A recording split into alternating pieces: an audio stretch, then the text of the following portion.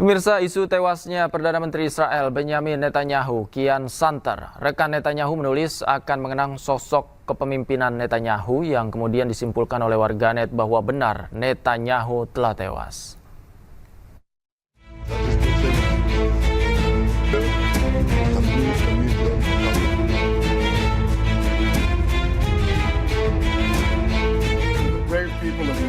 Isu tewasnya Perdana Menteri Israel Benyamin Netanyahu kian santer. Lama tak muncul secara resmi di depan awak media, terbaru pada 17 Maret 2026 Netanyahu kembali muncul. Netanyahu memberikan ucapan selamat Festival Cahaya, membantah isu kematiannya akibat serangan Iran.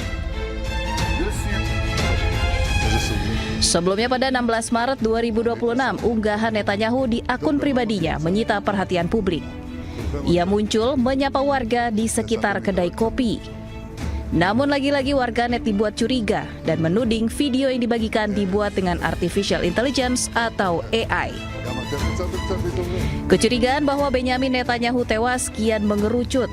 Rekan Netanyahu di akun X menyebut sosok Benyamin Netanyahu, Perdana Menteri Israel, akan dikenang dalam sejarah. Warganet pun kini mempertanyakan maksud dari cuitan rekan Netanyahu yang menyebut sosok Netanyahu akan dikenang. Karena jika mengenang sosok seseorang, bisa diartikan orang tersebut sudah tiada. Keberadaan Perdana Menteri Israel dipertanyakan publik setelah kemunculannya menuai kecurigaan. Warganet bahkan membagikan hasil kecanggihan artificial intelligence atau AI mengganti wajah Netanyahu dengan tokoh lain.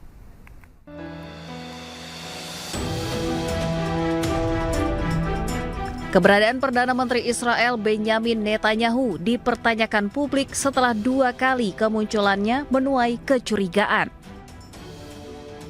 Dalam video yang diunggah pada 12 Maret 2026, Benyamin Netanyahu muncul ke publik usai dikabarkan terluka dan tewas akibat serangan Iran. Namun publik dibuat curiga dengan bentuk gigi, hidung, dan jumlah jari yang tak wajar hingga menyebut video Netanyahu tak asli, dibuat dengan artificial intelligence atau AI.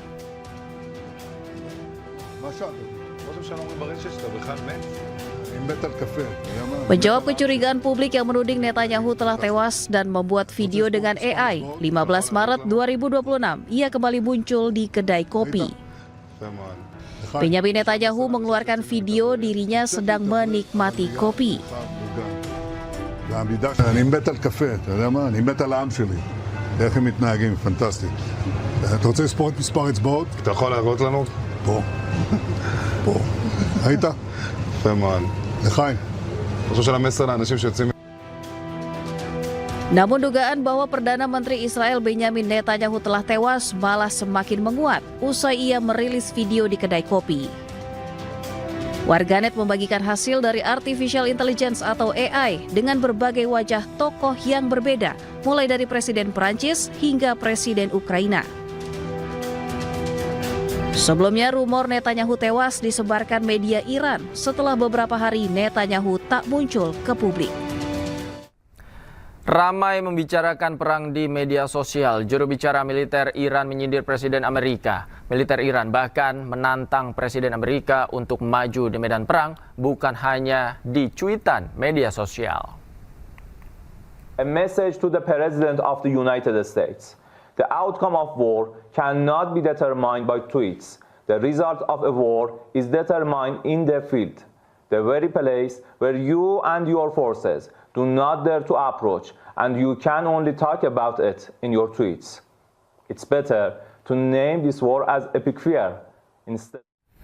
Dan pemirsa, untuk membahas informasi selengkapnya kami telah terhubung dengan peneliti keamanan internasional Indo-Pacific Strategic Intelligence Aisyah Rashidillah Kusuma Sumantri. Selamat sore, Mbak Ira, apa kabar? Masih di mute, Mbak Ira, boleh dibuka dulu audionya. Oh, mohon maaf, Mas. Ya. Oke. Selamat sore. Selamat sore. Mbak Ira, kita tahu bahwa banyak dugaan terhadap kematian Perdana Menteri Israel, Benyamin Netanyahu. Kalau dari analisa Anda seperti apa? Ya, Jadi bisa kita lihat bahwa peperangan ini merupakan contoh atau lab hidup dari peperangan generasi kelima, yaitu peperangan yang memiliki karakteristik di mana informasi itu merupakan salah satu komponen utama di dalam pemenangan peperangan. Nah, kita lihat di sini sebenarnya dari beberapa minggu yang lalu, ya, kita dihadapkan kepada beberapa berita-berita yang kemudian ini mengguncangkan dan mengejutkan secara politik. Apakah itu berita mengenai awalnya ya jumlah pasukan Amerika Serikat yang tewas, lalu kemudian tentang Netanyahu ini yang dikabarkan meninggal dunia, dan bahkan kemudian kabar tentang terlukanya Mojtaba Khamenei. Nah, kita bisa melihat bahwa sebenarnya berita tersebut kita bisa klasifikasikan menjadi beberapa kategori. Yang pertama adalah bentuk dari grey propaganda, yaitu adalah bentuk yang kemudian diketahui sumbernya, tetapi kemudian tidak jelas ini kebenaran beritanya. Lalu ada juga kemudian black propaganda, yang mana rumornya ini benar-benar kita tidak tahu asalnya dari mana, dan kemudian juga kebenarannya tidak bisa dipastikan. Nah, untuk kemudian isu-isu yang kita lihat yang mengelilingi Perdana Menteri Netanyahu, kita bisa simpulkan bahwa ini merupakan salah satu bentuk grey propaganda. Yang pertama adalah kita bisa melihat dari segi sumbernya jelas, ini dari media Iran, tetapi kemudian dari ketepatan beritanya, ini kita masih mempertanyakan sampai sekarang, apakah klaimnya betul atau tidak. Nah, ditambah lagi kan ini dikuatkan ya dengan kemudian teknologi AI dan deepfake yang sampai sekarang ini menjadi membuat isunya menjadi lebih complicated dibandingkan isu biasa. Saya rasa ini merupakan salah satu bentuk information warfare, karena yang diincar di sini itu adalah pertama perasaan panik, yang kedua itu adalah keyakinan atas kemenangan dirinya sendiri, serta target internasional yang mengatakan bahwa ini menciptakan sebuah ilusi kemenangan bagi pihak yang menyebarkan berita-berita ini. Oke. Apa kemudian yang menjadi latar belakang maraknya video yang dicurigai AI ini bermunculan? Apalagi AI ketika Netanyahu ini berpidato secara resmi. Ya, jika ditanya apa latar belakangnya, pertama, videonya setelah dianalisis oleh pakar informatika ternyata betul bahwa videonya ini merupakan hasil AI ya. Ada kejanggalan-kejanggalan di dalam videonya. Apakah itu dari segi cincinnya tiba-tiba hilang, apakah kopinya kemudian tidak berubah dan lain-lainnya. Tetapi yang kita lihat di sini, kita tidak bisa memastikan sebenarnya apa yang terjadi pada Netanyahu, karena kita belum mendapatkan pernyataan resmi dari negara itu sendiri atau bahkan pernyataan dari media-media internasional yang bisa dipercaya. Makanya untuk saat ini saya rasa kita tidak bisa menyimpulkan apa yang terjadi pada Netanyahu, karena semua kemungkinan bisa saja benar. Bisa saja beliau ternyata tengah menghindari kemudian deteksi sinyal dari Iran, bisa saja beliau tengah terluka parah, atau kemungkinan yang disebutkan oleh warganet beliau ternyata sudah meninggal. Nah, itu yang perlu kita lihat. Tetapi kemudian kemunculan video-video ini itu memperlihatkan ada behavior rally around the flag di dalam masa pertempuran, di mana kemudian negara-negara ini akan berusaha untuk memunculkan tadi ya ilusi kemenangan kepada masyarakatnya, termasuk message yang berusaha untuk disampaikan oleh video ini sendiri ya. Netanyahu berkata bahwa beliau ini proud, sangat bangga terhadap kemudian resiliensi masyarakat Israel. Beliau juga kemudian mengatakan bahwa kemudian ini aman-aman saja, beliau masih berfungsi dan masih hidup dan sehat ya. Dan kemudian semuanya terlihat aman dan kondusif di Israel. Tetapi kemudian kita lihat ini kan berarti sebuah narasi yang menunjukkan bahwa video ini ingin menyampaikan kepada audiens luas bahwa Israel itu pertama baik-baik saja, yang kedua Israel mendominasi peperangan, yang ketiga kepala negaranya sebagai simbol kekuatan dari Israel itu sendiri itu masih ada dan kemudian masih menjalankan tugasnya secara normal. Jadi memang ada ilusi yang ingin dibuat seolah-olah everything is okay dan kemudian Israel tengah mendominasi perang saat ini. Oke, Mbak Ira, apakah seandainya terjadi sesuatu dengan Netanyahu, bukankah pihak Israel ini akan menutupi, tidak secara terbuka menyampaikan informasi yang sebenarnya tentang Netanyahu? Ya, betul. Karena Israel ini punya sejarah sebelumnya.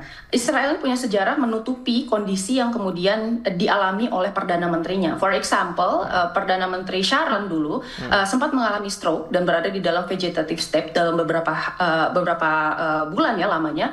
Tetapi kemudian media dari Israel memberitakan seolah-olah PM Sharon ini baik-baik saja, gitu ya. Tetapi ternyata PM Sharon tidak pernah bangun dari komanya. Nah, ini yang kemudian memperlihatkan dan ini perlu menjadi titik curiga ketiga kita, apakah informasi yang disampaikan oleh pemerintah Israel itu benar apa adanya dan tidak, terutama di dalam kondisi peperangan seperti ini, ya, di mana kemudian moral dari bangsa itu dipertaruhkan dan menjadi kunci dari kemenangan. Karena jika ada kemerosotan moral, yang terjadi apa? Yang terjadi adalah political support dari kemudian perang ini itu akan merosot dan kemudian masyarakat akan jatuh ke dalam kepanikan.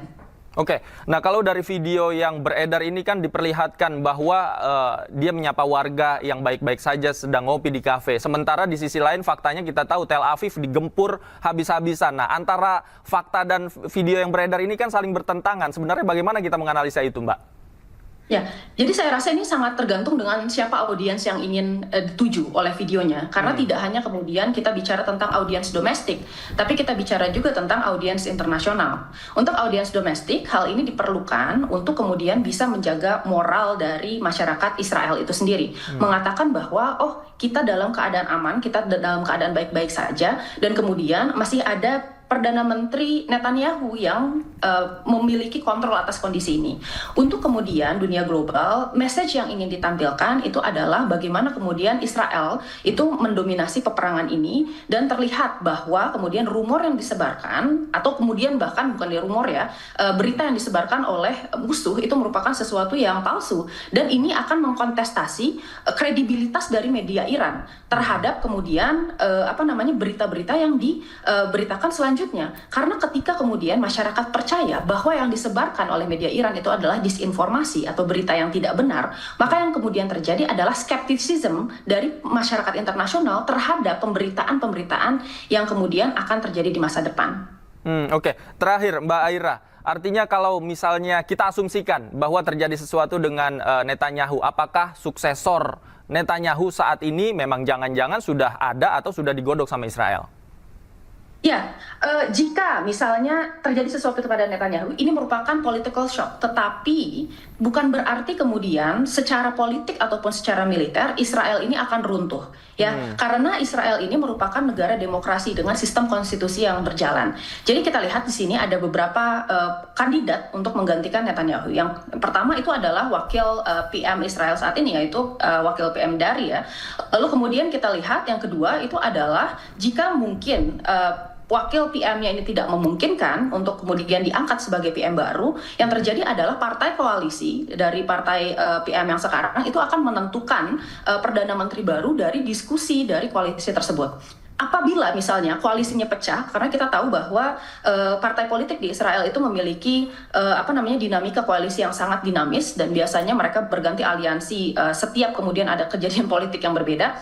Nah, yang terjadi adalah kemungkinan besar akan ada pemilu ulang. Meskipun pada akhirnya kita harus garis bawahi bahwa pemilu di dalam kondisi perang ini akan memakan banyak biaya. Jadi itu, saya rasa pada akhirnya ini akan menjadi guncangan politik yang sangat besar, akan mempengaruhi moral bangsa, dan kemudian akan menjadi salah satu faktor ya dalam bagaimana dunia ini mempersepsikan Israel. Tetapi saya rasa sebenarnya dari Israelnya sendiri sistem konstitusinya lebih kuat dibandingkan dengan satu kepala yang kemudian memimpin bangsanya. Oke, baik. Kita tunggu nanti seperti apa ya gebrakan-gebrakan terbaru dari Netanyahu yang mungkin jangan-jangan bertujuan untuk menyesatkan masyarakat Iran itu sendiri ya. Terima kasih Mbak Ira sudah bergabung sama kami. Selamat sore Mbak, sehat selalu. Selamat sore. Pemirsa, negara-negara anggota Sekutu Amerika Serikat menolak mengirimkan pasukannya untuk mengamankan Selat Hormuz. NATO beralasan akan fokus mendorong diplomasi dibandingkan dengan perang.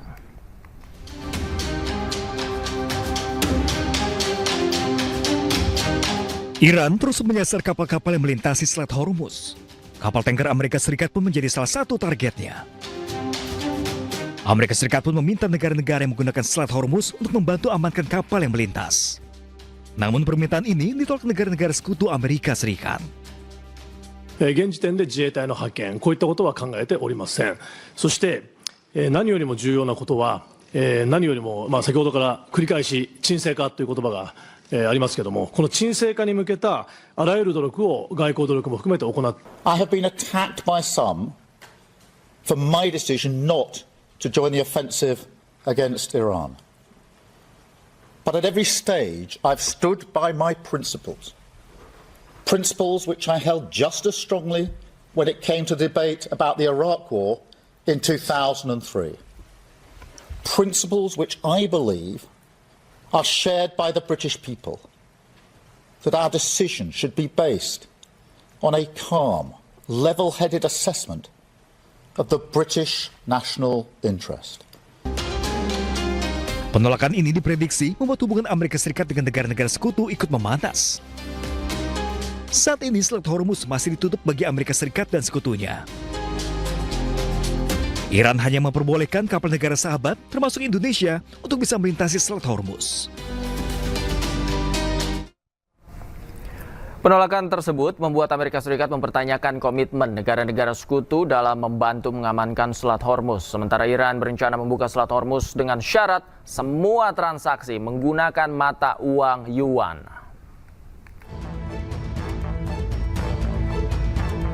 Perang di Timur Tengah yang semakin memanas membuat Selat Hormuz hingga kini masih sulit dilewati. Dampaknya harga minyak pun terus melonjak.